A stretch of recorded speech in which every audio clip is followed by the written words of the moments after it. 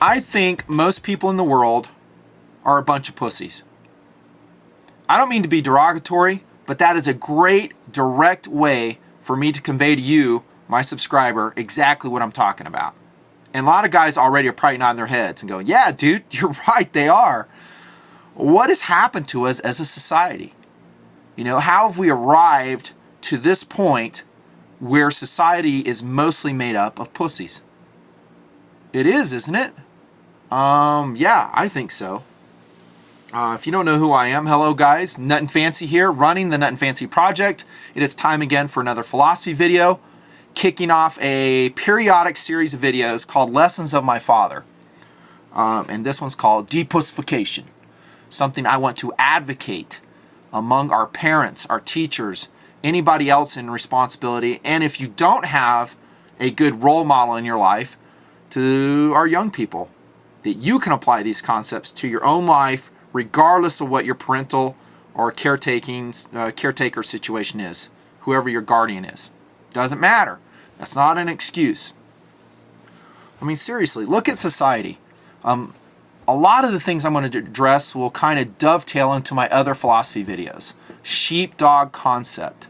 Concept USK, our urban survival kit. I talked a lot about the sheepdog mentality and sheep mentality in these videos, and also my other videos, sheepdog concept, obligation of carry, all of those. It's a running theme through the Nutnfancy project, but I'm really going to zero in on this, and that is engendering and encouraging toughness in our young people of America and all over the world, not just America, because that's what this video is for, is my worldwide audience in the Nutnfancy project.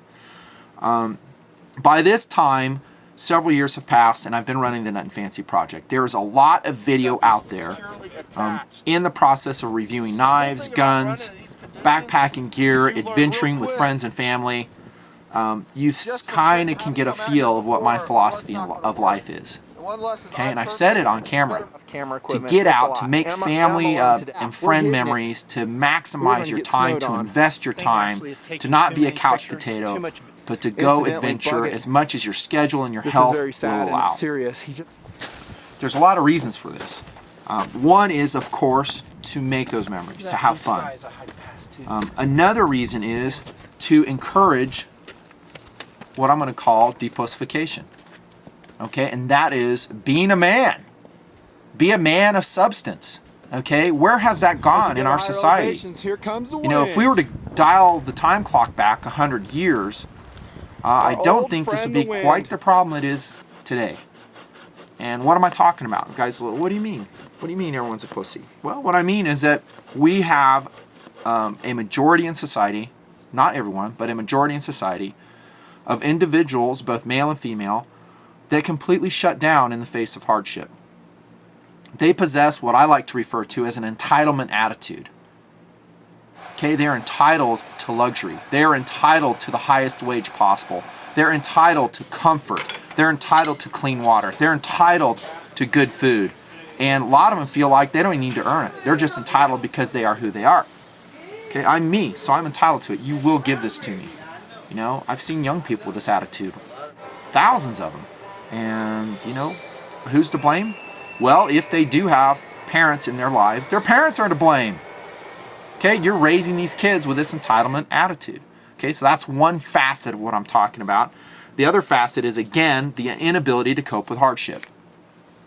Okay, let's dial the clock back just a few years. My family and I were living in a town that lost electricity for 2 weeks. For 2 weeks in our neighborhood, no electricity. You would be amazed at what happened to people and how they transformed into happy-go-lucky, working citizens into quivering balls of, or quivering masses of jello, completely non-functioning. People were freaking out with just the loss of one public service, electricity. They're freaking out. You know, the linemen were trying their best to restore electrical power because where I live, the electrical lines were in the trees. Ice storm happened. You know, rain turned to ice. The electrical lines were weighted down. So in mass, these electrical lines came crashing down, you know, for heck, I think hundreds of miles. It was really a regional problem. It took a lot of work for them to restore electrical power, and in some neighborhoods, we didn't have it for like 2 weeks. What a great insight it was. It was a great insight. It was an opportunity to go back in time and to get those skills that our ancestors had, that the pioneers had, you know. But these individuals that I saw, most individuals I saw, were completely ill-equipped, more importantly, mentally, to handle the situation they found themselves in. I'm not going to talk about temporal preparations. I'm not talking about survival kits in this video. I'm not talking about, having warm clothing and being able to be self-reliant materially in that situation. Other videos will address that and have already. What I'm talking about is the individual. Okay, the qualities that make you up as a person. And because that is your most important tool. Because a mentally equipped individual can find themselves in that situation and they can survive. Remember, surviving is not being comfortable all the time. Those are two different things. Like I said in Snow Cruise, a lot of people confuse that. If you survive, that means you're able to make it through. If you're not comfortable, you'll make it. Most of the people today, I really worry about them. To the point that if that were an extended situation, I know some people would literally lay down and want to die. Is that harsh? I'm talking real with you dudes, that they will give up their will to live because they don't have the luxuries that they've been grown accustomed to. It's of our own making. We live in an awesome society. At the push of a button, we have entertainment. At the push of a button, we have delicious, delicious and affordable food. I'm talking like going through a drive-thru or something. At the push of a button, a mouse click, we can get stuff delivered to our door. We can listen to any song we want that's ever been made in the history of mankind with a push of a button. All of this is great. I'm not saying it's bad. I love it. I love living in today's world. It just totally rocks. But along with that, we cannot become disconnected with those qualities that make up a man of substance, a woman of substance. And there is a huge disconnect that has happened. A huge disconnect. Because we live in a world of artificiality. Okay, everything we see, that push of a button, is an illusion. And it can shut down on us in a blink of an eye. In a blink of an eye. Okay, right now, as I'm taping this, we have a volcano that's pretty much, the ash of which is shutting down all air travel within Europe. That's one volcano. Dude, can you imagine if 3 decided to erupt the world over in various geographic spots? Just volcanoes, forget earthquakes. That button you're pushing may not work. It may be shut down. And then these people I'm talking about, the sheep of society, this is a good term in this situation as well. They'll look left, they'll look right, no one's there to help them. Whoa, what do I do? Because they're pussies. They cannot handle. They haven't lived a life that's led up to them to be able to cope with that. This video is meant mainly for parents and secondarily for those young folks that may or may not have parents, because you can implement the concepts I'll discuss all by yourself. You don't need a parent, a mom or a dad or another caring guardian to do it for you. I am a product of my dad. I'm a product of my mother. Okay, I get attributes from each of those individuals, even though they didn't stay married. They divorced when I was 7, okay? And I was raised between both of them growing up, off and on. Sound familiar to a lot of you guys? Probably, yeah. Hey, I have a broken home. I was raised that way, so I know exactly how it is. My father was mainly responsible for putting me on the pathway of depussification. Okay? My dad was an interesting man. He was raised in Oregon as, also coming from kind of a broken home, but he was an adventurer. He went out and the way he put food on his family's table is he went hunting. Because they were so poor, they couldn't, afford to buy anything. So the meat that my dad provided from his hunting trips fed the family. Okay, fishing, hunting, that's what he did. Completely self-reliant. A man of substance? Absolutely. And then he went on to make something of himself. Also an Air Force guy, served 2 tours in Vietnam, combat tours, getting shot at, managed to get out of there. He was a warrior there too. You know, in Vietnam, he used to volunteer to go outside the wire and go on combat patrols. It's crazy if you ask me, but he did. He was known as a warrior. Came out of that experience and was able to make a good living for himself, started his own business, you know, had his retirement to draw upon, and that took him to a higher standard of living. And that's very critical to this concept I want to prove. That higher standard of living can be both a blessing and it can be a curse to depussification. Okay, a lot of guys right now are nodding their heads because they already know where I'm going with this. When you live a comfortable life, and back in the 70s, we began to live a suburban lifestyle. You know, it wasn't quite as push button as it is now, but it's still pretty good. And, you know, I wasn't raised, not continuously, at times I was, on a farm. I was raised in suburbia. But here I had a dad who understood the concept of, again, the word depussification. That he took very distinct steps to make sure his children weren't going to take things for advantage, to have those entitlement attitudes. It had a great work ethic. That's a whole separate video. And he went about in very deliberate ways to do this. That was my dad. Rugged individualist, absolutely. Not with us anymore. Sadly, he passed away in a plane crash back in the 80s. I know, it sucks.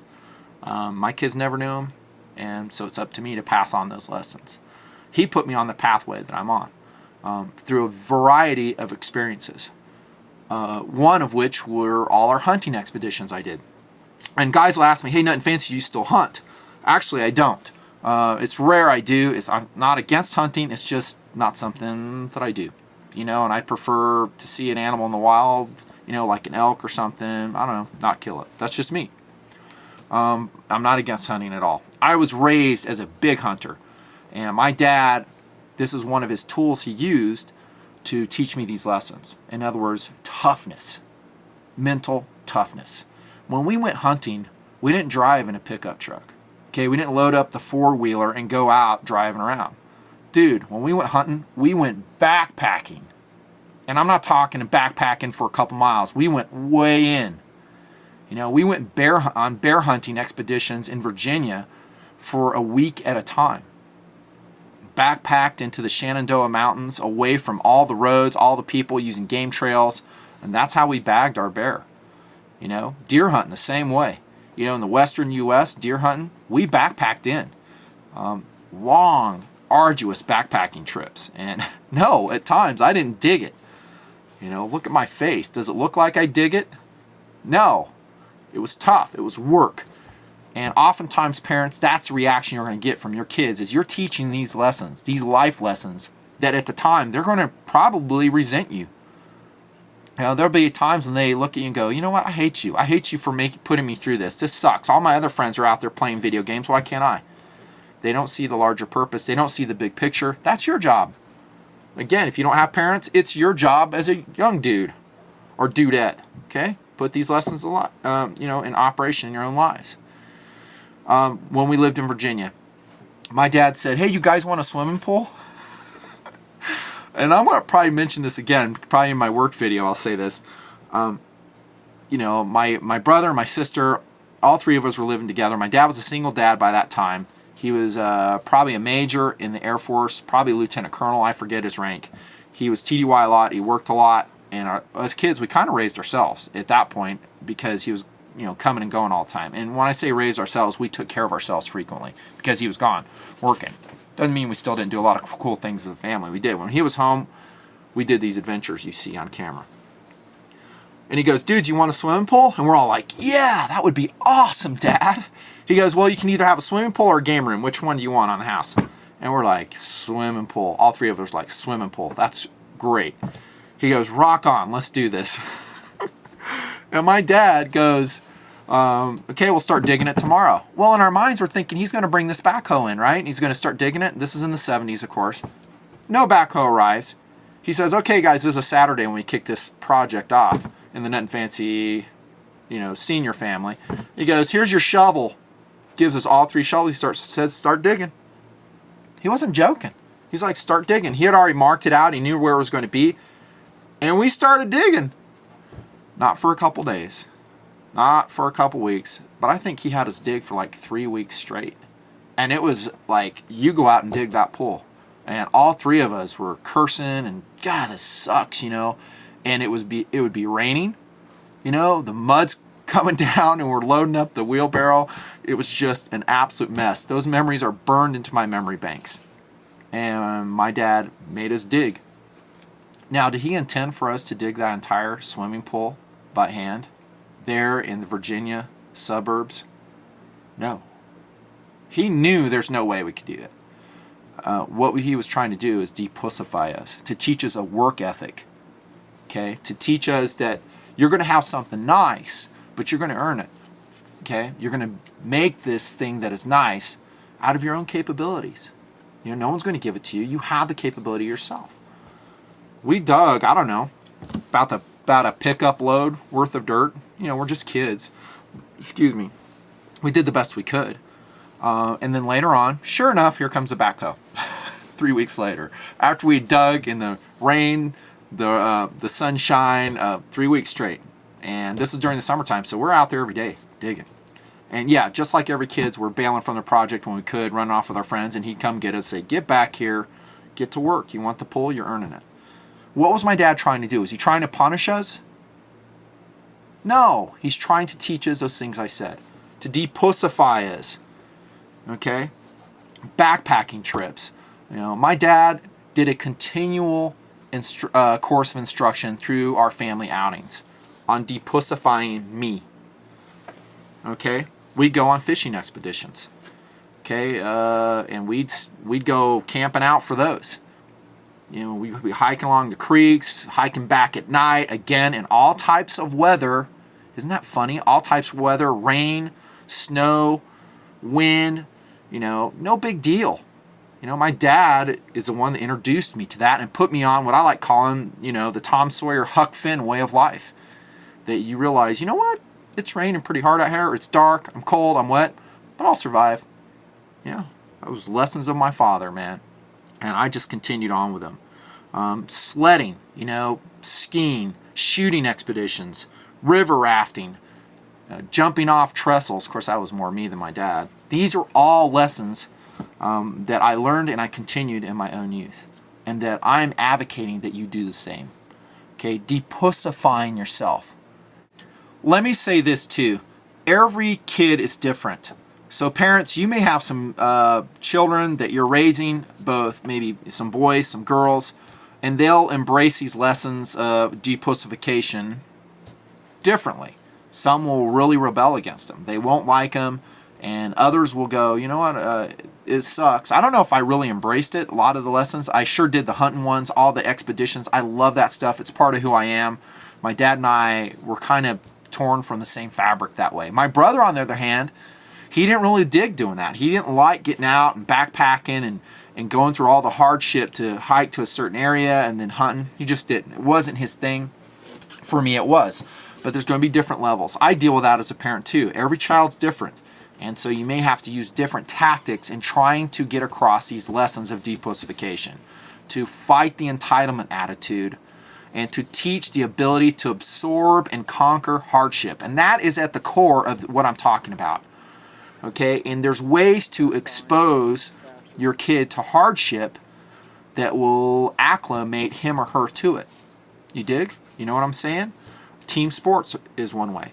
Not the only way, and I will say I've worked with a lot of youth through the years, within the last decade or so, and I've had a lot of exposure to all kinds of kids, and I've had a lot of jocks who played football, basketball, you know, baseball, whatever, that when I took them out into hard, trying circumstances, I'm talking backpacking mostly, they shut down on me. You know, so I'm not going to say team sports is all that, but I think there is some exposure to these hardships, to the toughness where you're exerting yourself and you're getting rewards from it. That's a good thing. I think backpacking is a key tool, you know, to bring kids out. And, you know, to this day, I still work with youth groups. And when I can, it's really tough in my schedule now, and TMP in my careers, tough. What I find, though, is today's youth, they don't like backpacking. Okay, they don't like hiking. And I'm generalizing here because it requires effort. Okay, they're used to having life handed to them at the push of a button on a silver platter. I'm me. Because I'm me, I deserve to be entertained, to be fed, to be clothed. You know the attitude I'm talking about? You've seen it, haven't you? And we need to fight against that attitude big time. Starting as parents, it starts in our own families, and then whatever other sphere of influence we find ourselves in, we still need to fight against it. Judiciously, forthrightly, in a cool way, we need to encourage the depussification in the world, in America, because it is damaging our society. And there's lots of different ways to do it. Like I said, backpacking is one of my favorites.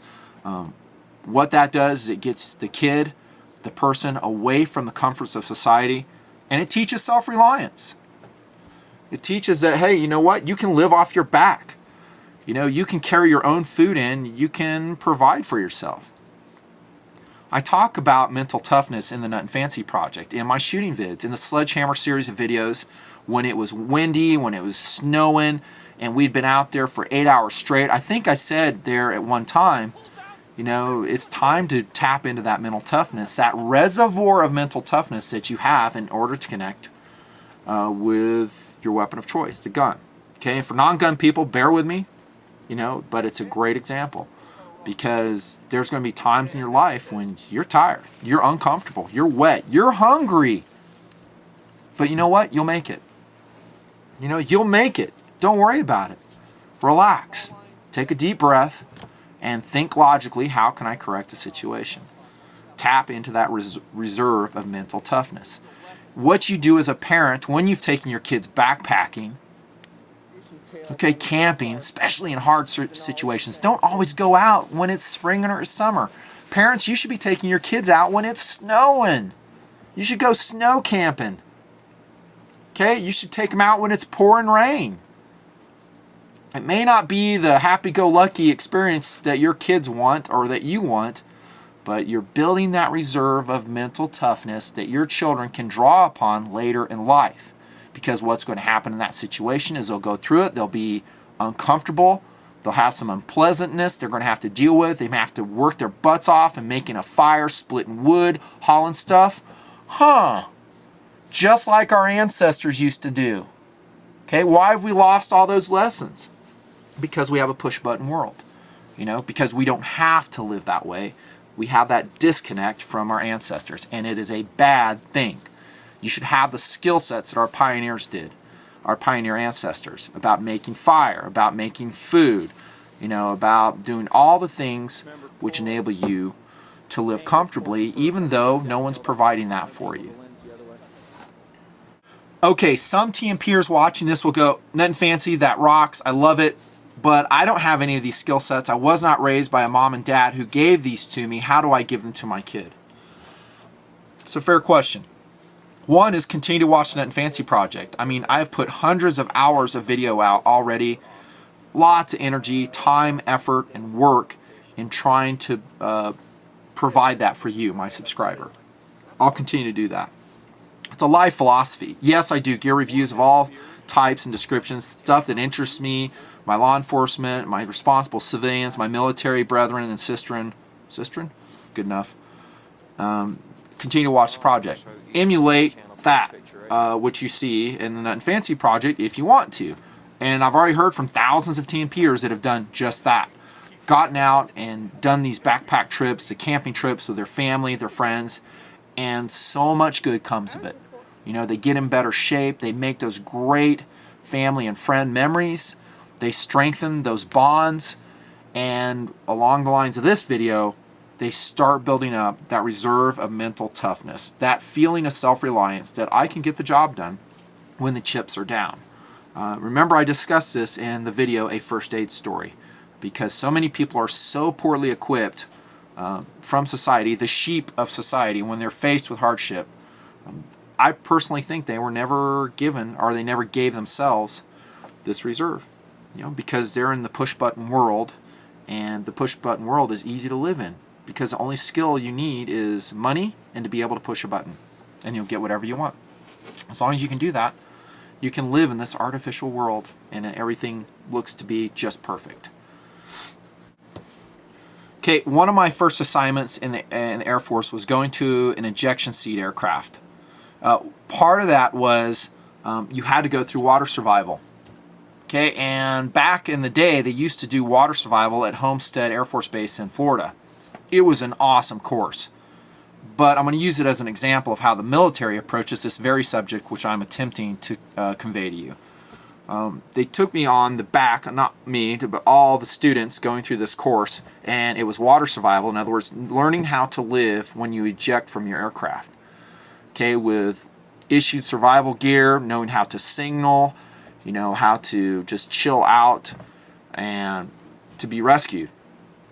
You're put on the back of a platform-style boat, and they hook you up to a parachute rig, and off you go, parasailing. Actually, you're under like a canopy of a military parachute, and they take you up to altitude. I forget how high it was, at 300 feet or so. They're towing you by in the boat, and then you cut loose, and you free fall into the bay, and you do everything they trained you to do. You know, you release from your parachute, you deploy your raft, you get in your raft, you get your signaling equipment up and functioning, and you chill out, and you wait. And while you're waiting, you think, oh, they'll be here in a minute. Nope. They left you out in the bay there for, I think I was out there for 4 hours or so, floating around. Don't get me wrong, they didn't forget about you, but what they're doing is giving you that opportunity to experience what it's going to be like to be alone. To suddenly be cut off from everything and you're all alone, and it's just you. Stuff I've talked about in the Nutnfancy project already. Okay, and use your survival gear, yes, but I think more importantly, they want you to realize that you can make it. Just relax. Eventually you'll get picked up if you do the things that you're supposed to do. So I'm sitting there floating in my raft. You know, I'm looking underneath the boat, and there's like a 7-foot hammerhead shark swimming underneath. And I look up to the right, there's another one. There's like several hammerhead sharks swimming by me as I'm in my raft. I was like, oh well, that's cool. I'm glad I'm not in the water anymore. And no students were attacked by hammerheads. The hammerheads minded their own business, to be honest with you. It wasn't an issue. And then the helicopter comes in after the 4 hours, and then you go through your procedure, swamping the raft so it doesn't fly up into the rotor of the Dolphin helicopter, and then you tie into the yoke and you're winched up. Exercise over. That's a very small example of how the military works. But the military traditionally has been very good at depussification for the men and women who serve. They have to be, because in the military you are responsible, and a lot of services, and most of the services, they will teach you that the buck stops with you. You know, if you screw something up, it's your job. You know, the push-button lifestyle ends when you get in the military. I mean, you deploy to Iraq, Afghanistan, you're living in a tent, you're doing patrols in the foothills, you're getting shot at, you're shooting bad guys. You know, you have to be mentally tough if you're going to succeed at that. And while I kind of do a broad stroke against society and say I think that we're a bunch of pussies in society, I think we are, I have been impressed with a lot of our youth in the United States of America. I'm dead serious. I think we talk about the greatest generation, but I think the generation that serves in Afghanistan, Iraq, has proven themselves equal, if not better than that generation. From personal stories, from people I know directly, from TMPers that I've talked to. So there is an amazing core group of dudes out there, and girls too, who served very courageously in the military, giving their lives at times for concepts they believe in. So when I say the society are a bunch of wussies, it's not everybody.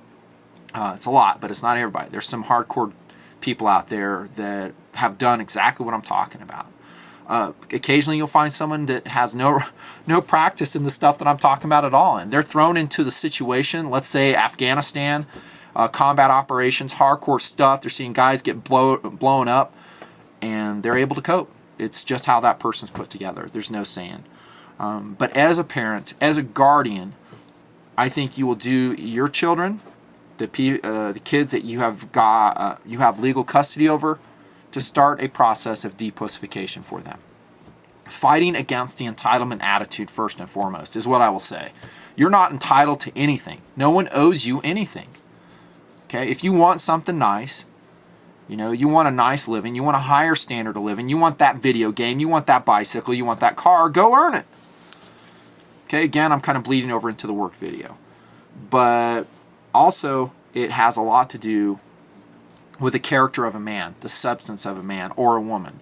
Fight against an entitlement attitude. Chores are a good thing.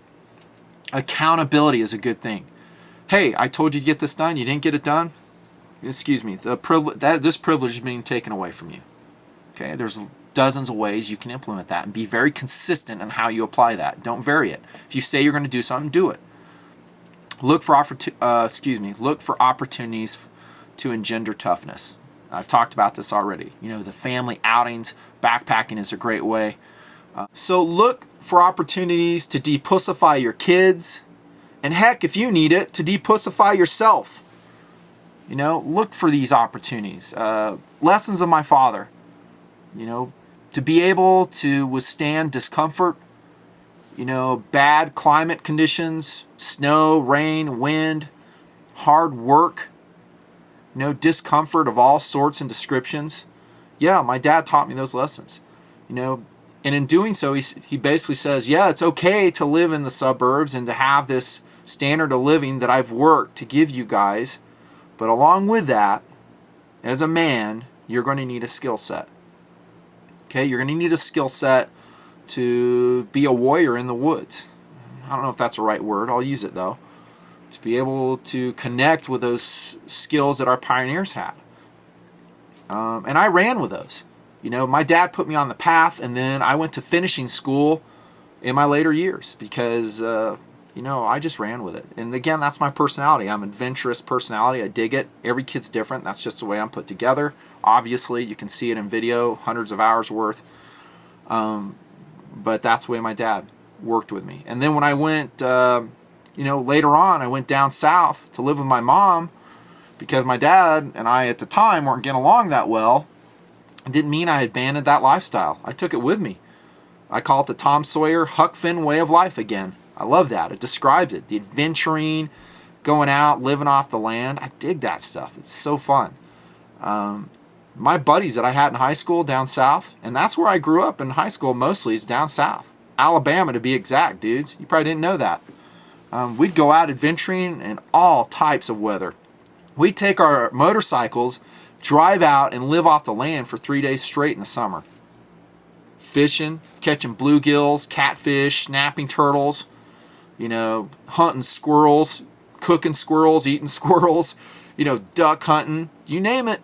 We lived off the land. I mean, we'd bring like a jar of peanut butter and, you know, some basic food items, but the meat we ate was the meat we caught. Sound familiar? That's the way my dad grew up. So, and I'm going to tell you this, parents, sometimes you think you're not getting through to your kids.